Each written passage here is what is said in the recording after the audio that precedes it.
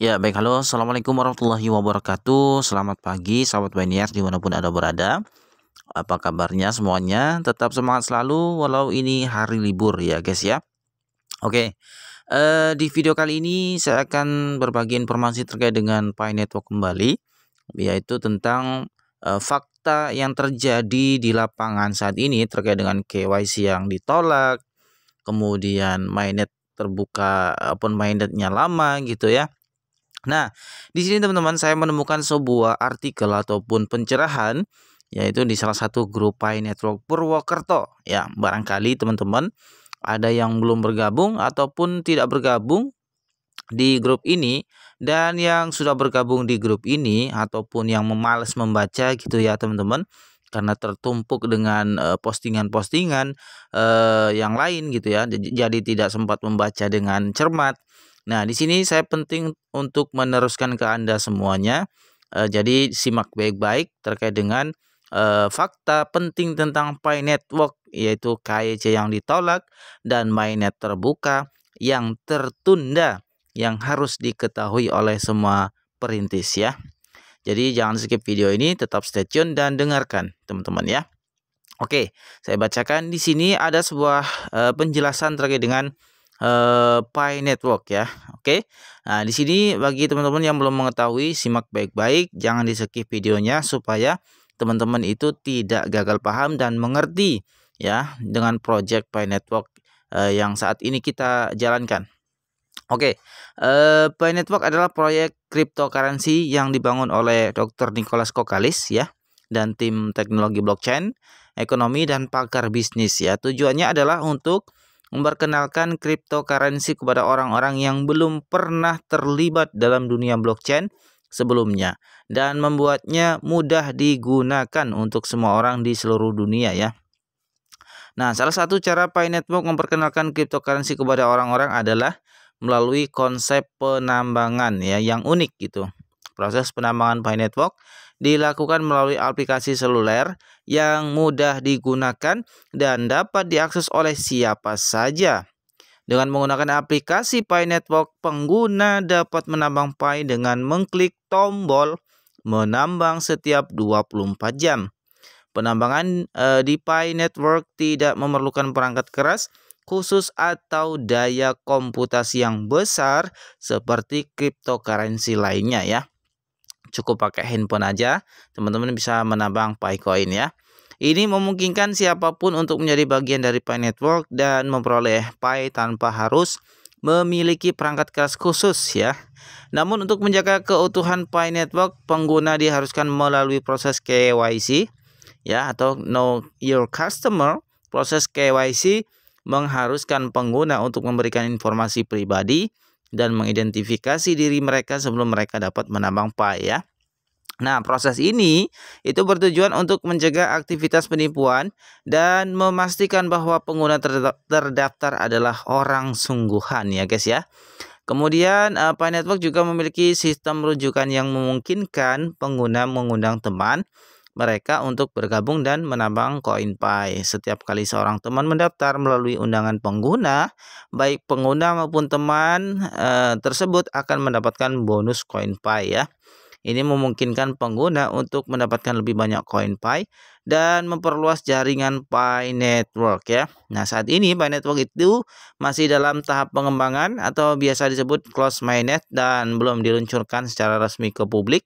Namun, tim pengembangan jaringan Pi telah merencanakan untuk meluncurkan mainnet di masa mendatang yang akan memungkinkan pengguna menggunakan koin Pi sebagai mata uang digital yang sebenarnya ya guys ya.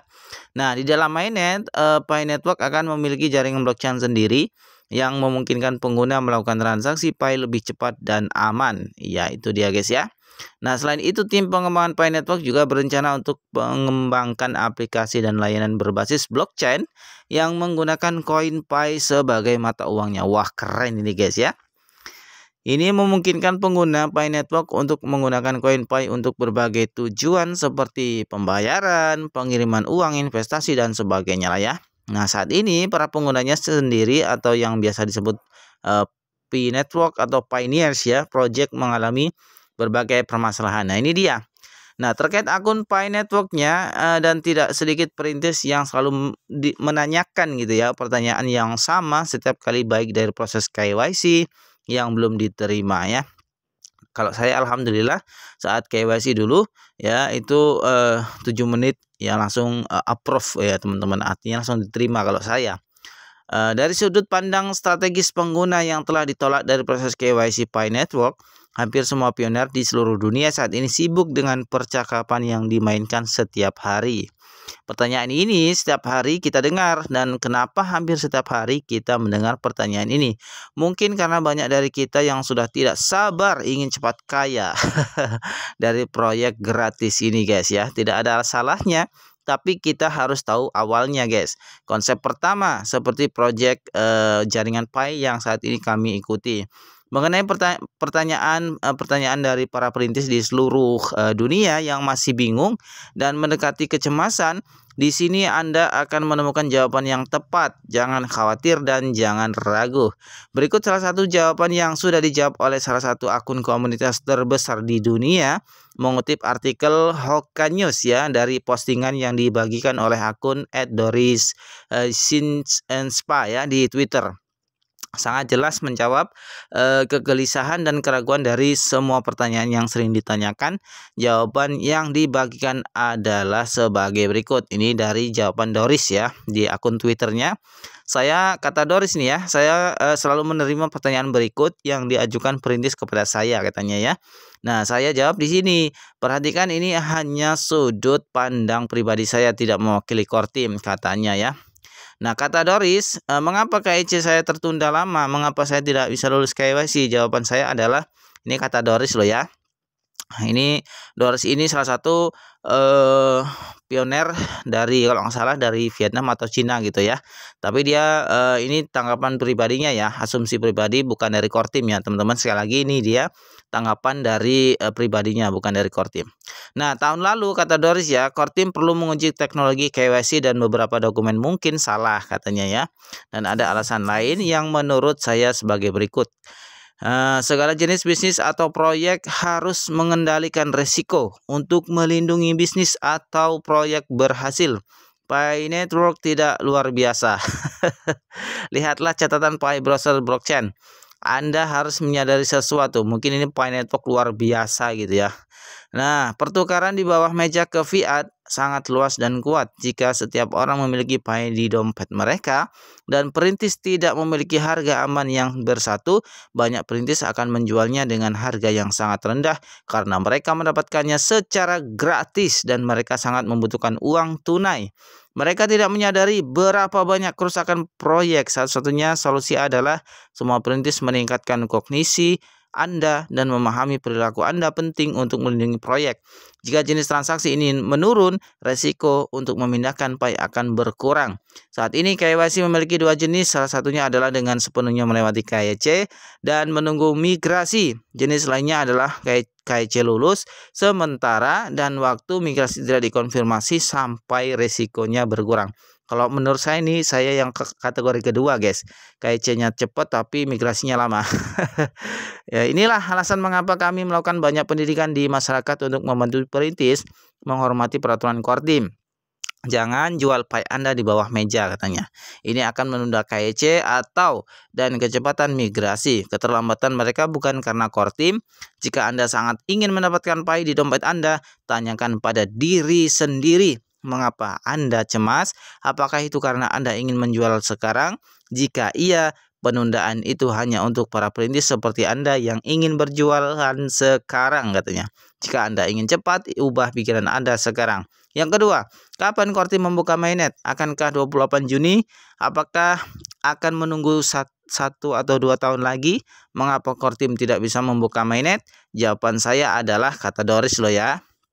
Di sini dijawab oleh dia, kata core team sudah ada di ringkasan pekerjaan baru-baru ini. Mereka sudah memberi kami jawaban. Mereka mengatakan Pi sukses membutuhkan semua perintis untuk berpartisipasi. Sudahkah Anda berpartisipasi? Apakah Anda hanya duduk dan menunggu? Pi Network memiliki dua kaki yang harus berjalan bersama. Core Team bertanggung jawab atas bagian teknologi.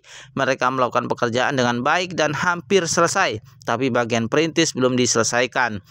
Dr. Nicholas mengatakan harga diciptakan oleh pioner dan mainnet terbuka hanya satu tujuan. Tujuan sebenarnya adalah agar sistem ekosistem matang. Hanya ketika harga ditetapkan dan utilitas ramah lingkungan dapat berkembang lebih cepat dan cepat matang, jadi mainnet terbuka berhasil tergantung pada komunitas perintis sekarang, katanya. Beban ini ada pada tugas kita, katanya.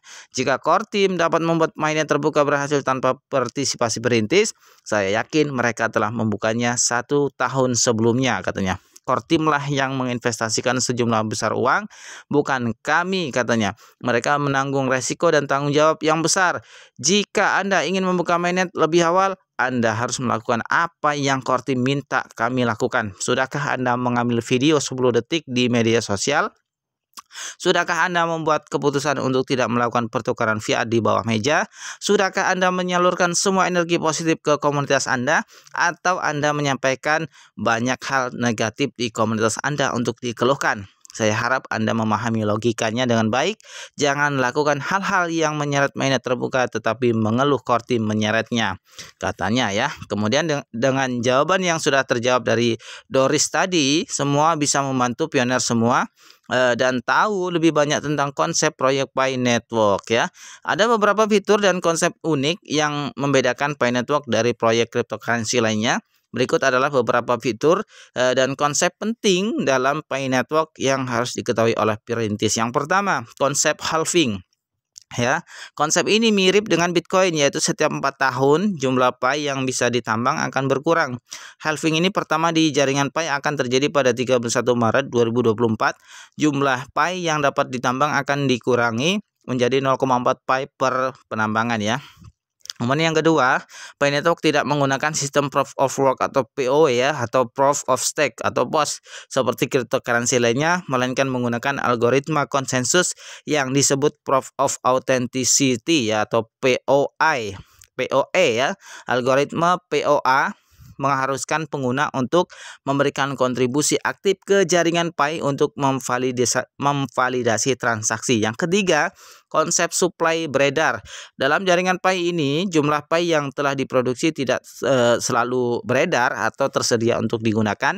Hanya sebagian kecil dari total pasokan Pi yang dapat diperdagangkan atau digunakan sebagai mata uang. Konsep ini dimaksudkan agar pasokan Pi dapat terkendali dan tidak mengalami inflasi. Yang keempat, ya, Pi Network berkomitmen untuk menjaga privasi pengguna dan tidak mengumpulkan data pengguna tanpa persetujuan mereka ya. Selain itu, informasi pribadi pengguna yang dikumpulkan dalam proses KYC akan dijaga kerahasiaannya dan hanya digunakan untuk keperluan verifikasi identitas. Yang kelima, Pi Network memiliki visi untuk menjadi jaringan cryptocurrency yang ramah lingkungan dengan konsumsi energi yang rendah. Dalam tahap pengembangannya saat ini, penambangan Pi tidak memerlukan perangkat keras khusus atau daya komputasi yang besar sehingga mengurangi dampak lingkungan. Yang selanjutnya, Pi Network menawarkan peluang besar bagi para pengguna yang ingin terlibat dalam dunia cryptocurrency. Konsep penambangan yang mudah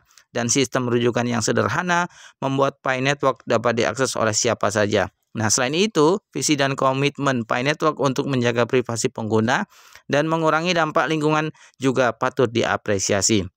Dengan peluncuran mainnet dan pengembangan aplikasi berbasis blockchain, Pi Network berharap menjadi jaringan cryptocurrency yang lebih matang dan bermanfaat bagi semua pioner atau pengguna. Itu dia teman-teman ya. Semoga apa yang saya sampaikan ini semoga bisa membantu pencerahan pemikiran Anda terkait dengan KYC yang tertunda ataupun migrasi yang tertunda dan apa itu Pi Network yang sebenarnya, proyeknya bagaimana dan lain sebagainya. Sudah saya bacakan semua tanggapan-tanggapan, pendapat atau pemikiran dari orang cerdas seperti Doris ini ya. Nah, semoga video ini bermanfaat. Silakan di-share ke teman-teman anggota yang lainnya supaya mereka tahu informasi ini. Terima kasih. Assalamualaikum warahmatullahi wabarakatuh.